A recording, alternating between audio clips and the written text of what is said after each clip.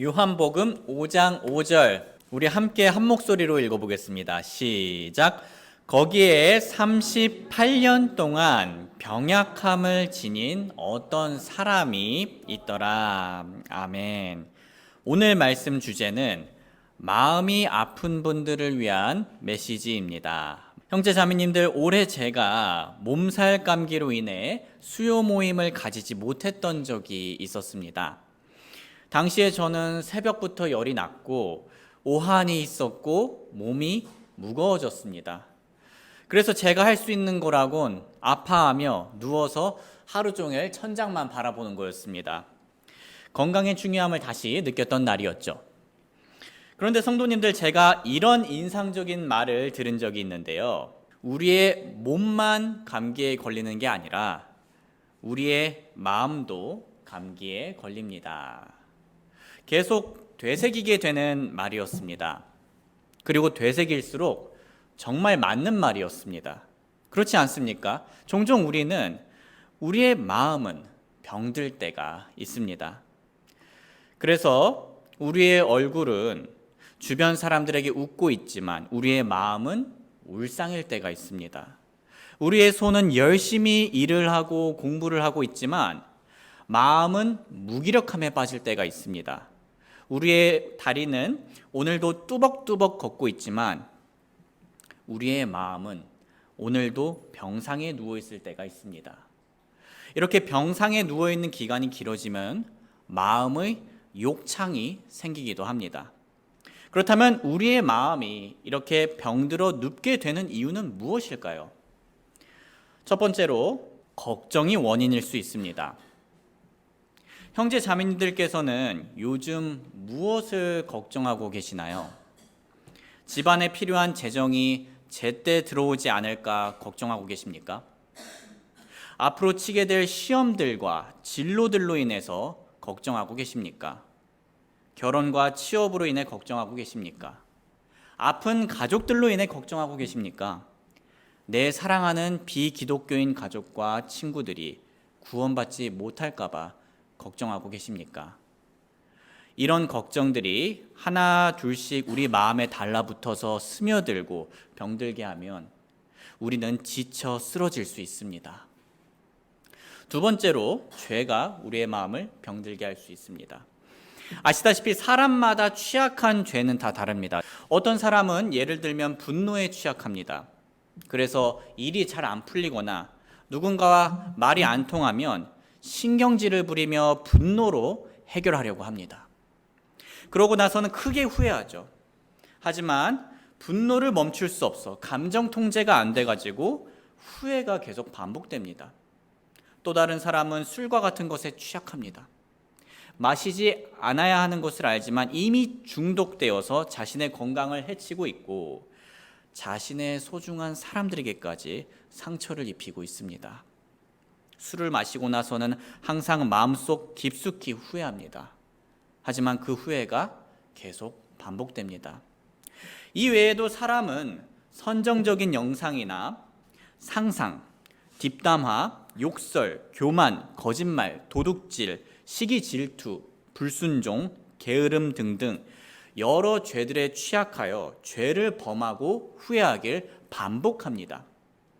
이런 후회가 오랫동안 반복되면 우리는 나는 이 죄를 끊어버릴 수 없다라는 생각 때문에 우울해지게 됩니다. 그리고 그렇게 마음의 병에 걸려 쓰러져 눕게 됩니다. 세 번째로 관계의 문제가 마음의 병의 원인이 될 수 있습니다. 먼저 하나님과의 관계가 나쁘면 마음이 병듭니다. 형제 자매님들, 우리는요 삶의 안정감과 가치를 하나님께 기대해야 합니다. 그러면 그분은 하나님이셔서 결코 우리를 실망시키지 않으십니다. 그런데 사람들은 심지어 때때로 그리스도인들조차도 하나님으로부터 얻어야 할 삶의 안정감과 가치를 다른 것들에서 찾으려 합니다.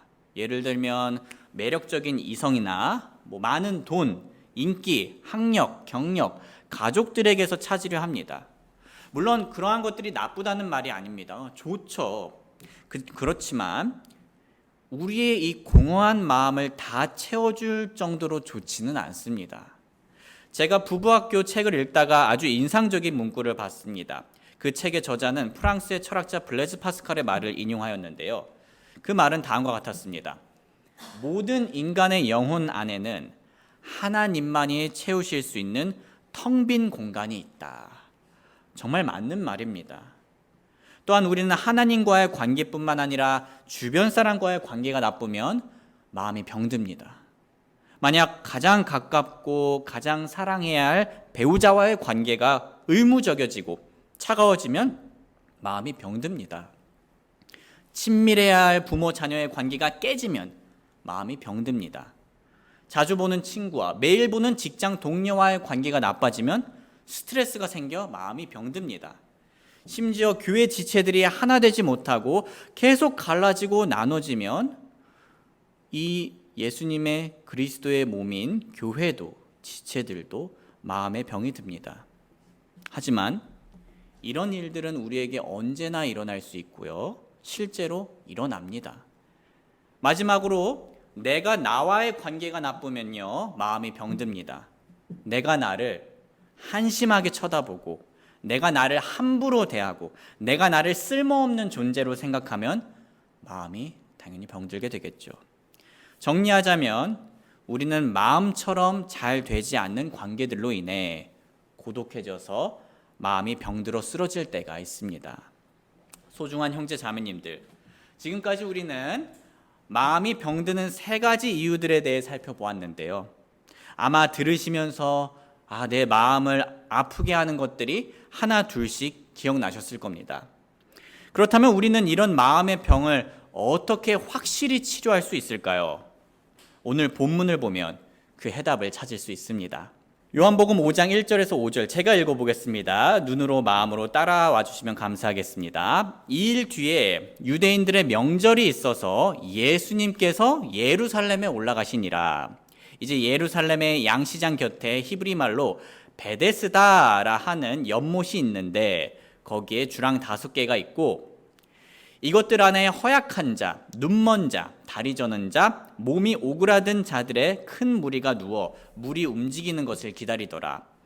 이는 어떤 때에 천사가 연못에 내려와 물을 휘저었고 물을 휘저은 뒤에 누구든지 먼저 들어가는 자는 무슨 병에 걸렸든지 온전하게 되었기 때문이더라. 거기에 38년 동안 병약함을 지닌 어떤 사람이 있더라. 성도님들 38년 동안 아팠다니 제 나이가 31살인데요. 이 사람은 제 나이보다 더 오랫동안 병약한 상태로 있었던 겁니다. 그런데 성도님들 그의 병약한 몸도 몸이지만 38년 동안 그의 마음이 어땠을지 상상이 가십니까? 아시다시피 우리는 며칠만 몸이 아파도 어떻게 됩니까? 마음이. 우리의 생각과 감정은 쉽게 어두워집니다. 그렇지 않습니까? 다들 아파 보셔서 그거 경험하셨죠? 그래서 우리가 그의 38년, 고통스러운 38년을 감안한다면 이 사람은 몸만 아픈 것이 아니라 마음도 아팠던 겁니다. 근데 그 정도가요, 마음의 감기가 아니라 마음의 불치병에 걸린 사람이라 보는 게 더 적절해 보일 정도입니다. 그 오랜 기간 동안 얼마나 절망스러웠을까요? 얼마나 쓸쓸했을까요?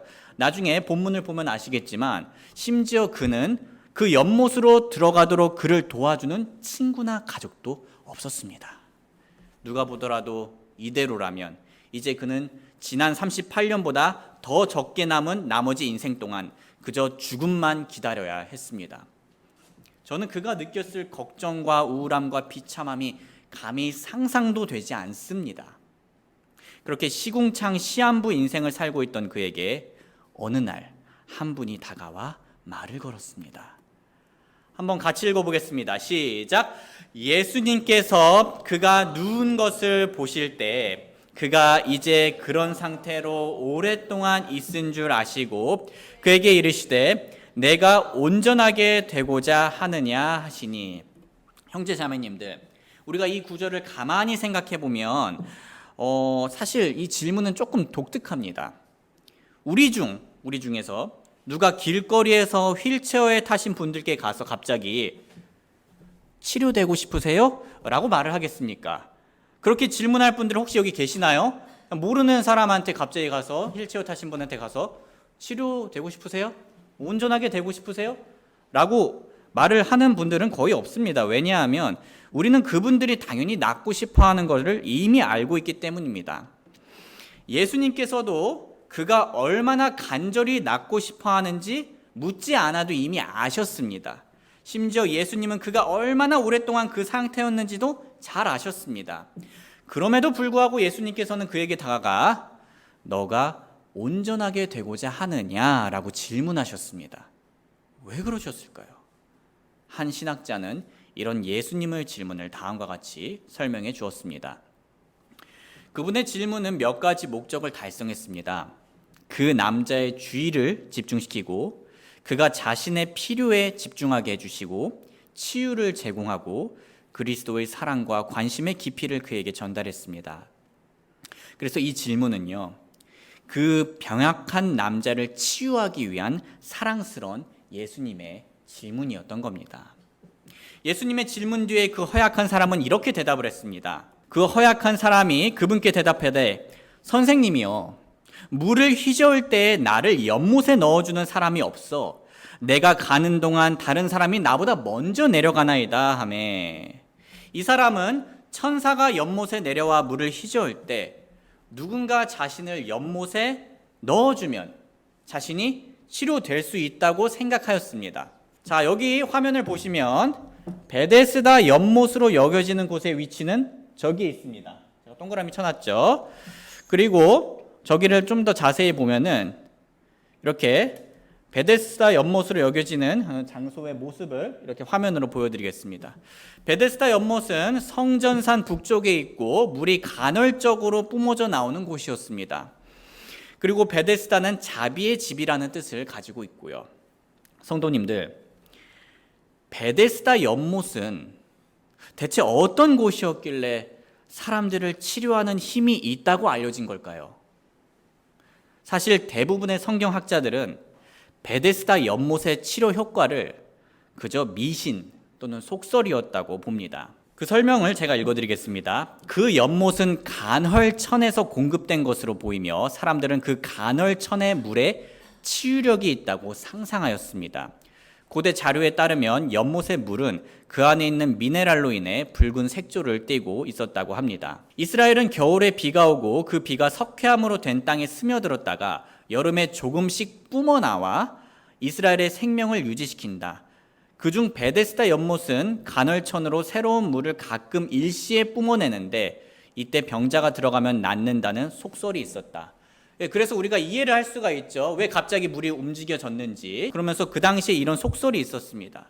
당시 사람들은 이 속설을 믿고 기적을 바라며 연못에 모였던 겁니다.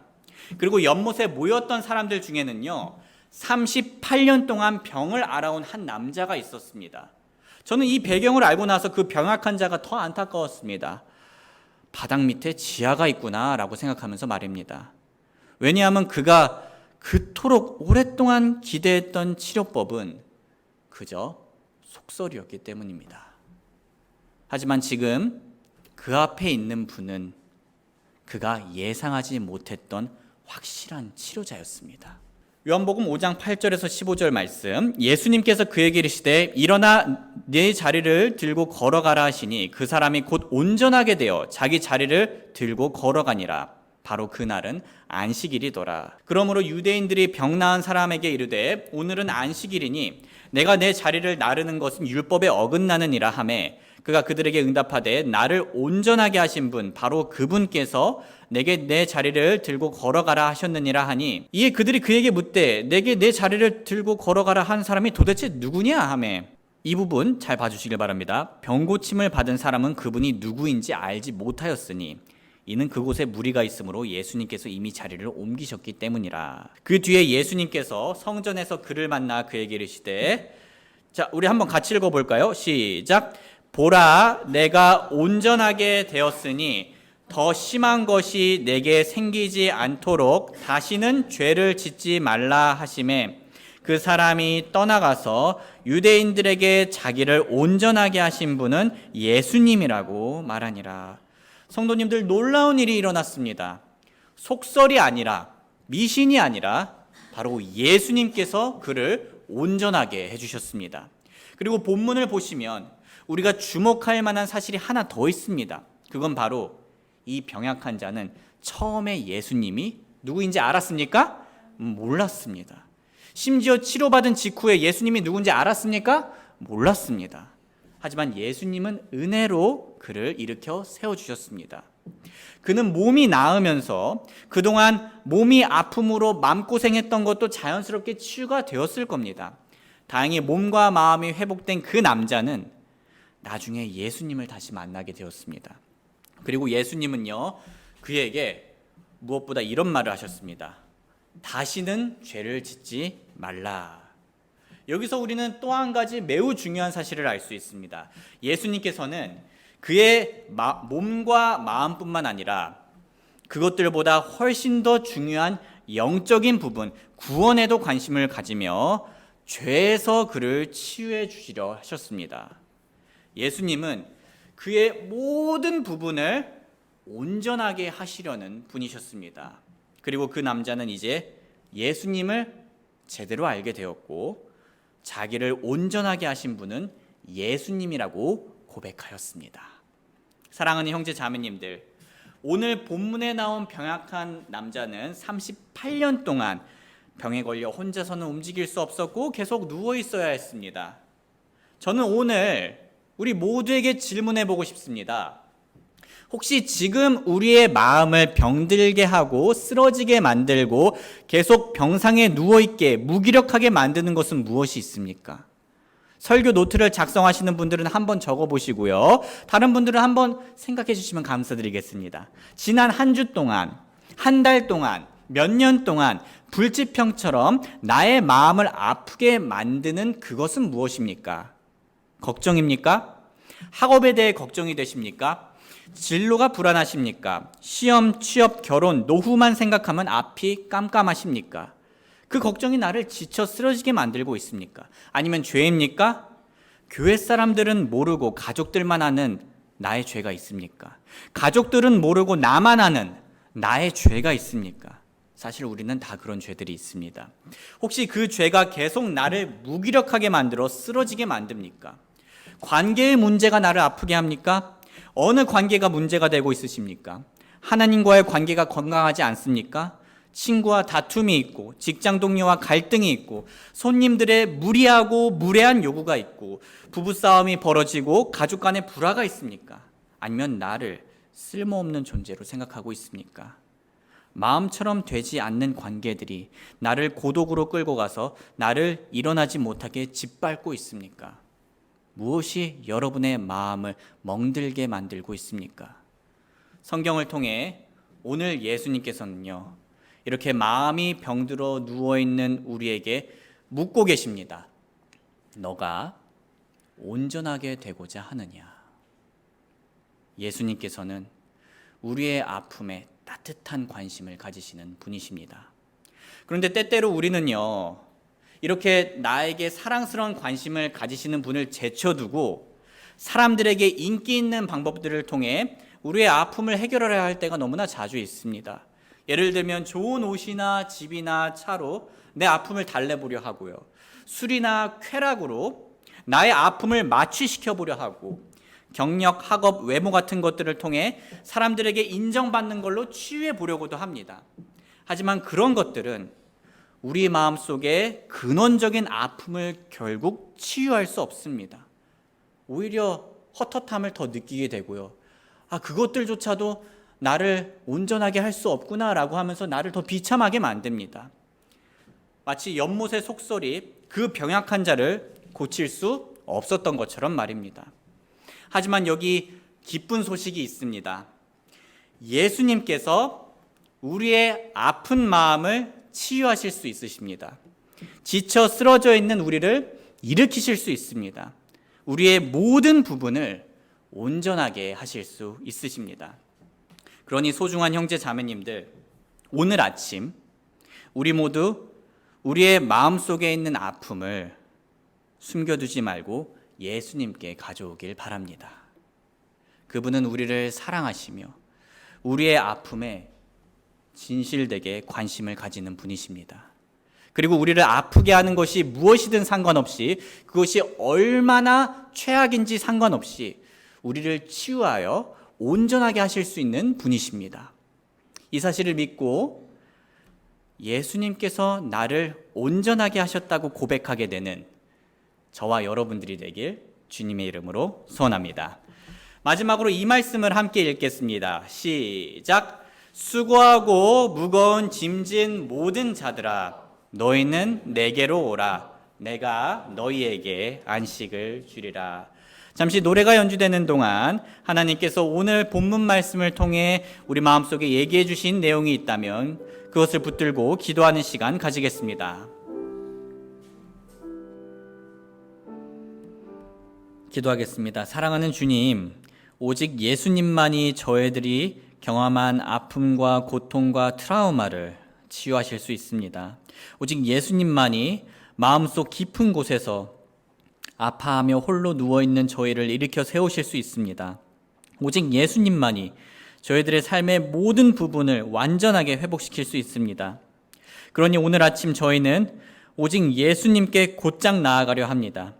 그리고 예수님께서 저희를 온전하게 해주셨다고 찬양하고자 합니다. 여기 계신 모든 분들 한 분 한 분의 마음을 예수님께서 치유해 주시옵소서. 감사드리며 예수님의 귀하신 이름 받들어 기도드립니다. 아멘.